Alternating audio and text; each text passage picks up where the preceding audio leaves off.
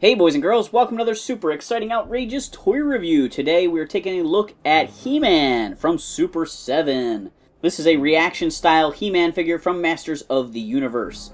It's done up in the old Kenner style, so this is sort of if we reimagined that instead of Mattel making them super chunky, that Kenner had made them like the old-fashioned Star Wars figures.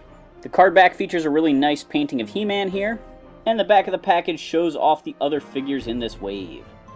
Here we've got He-Man out of the package. One of the first things that I'm noticing is that his bracers and his belt are painted gray and not a gold color, or not left flesh tone. On the original Masters of the Universe figures, a lot of times these bracers were not painted in, but the belt was usually a goldish orange color.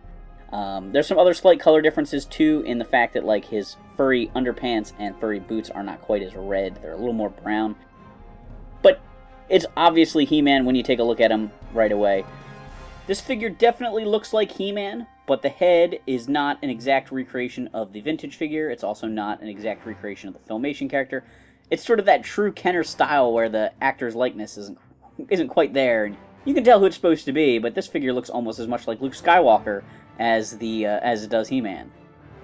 So he's got his chest harness sculpted on. It is non-removable, so you do not get a holster of any sort there. You can't slide it through the pegs or the straps because it just isn't removable.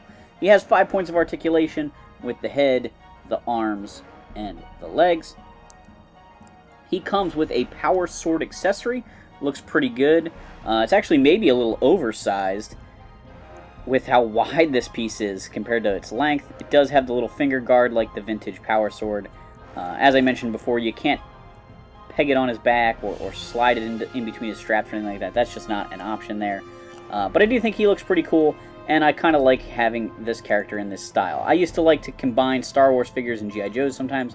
Rarely would I pretend the Star Wars figures were the Star Wars characters. Usually it was more of just they were generic people, or I would use the basic G.I. Joe guys as some Rebel Troopers. And I think if I'd had some of the He-Man characters as a kid, I probably would have used the weird aliens as aliens in Star Wars.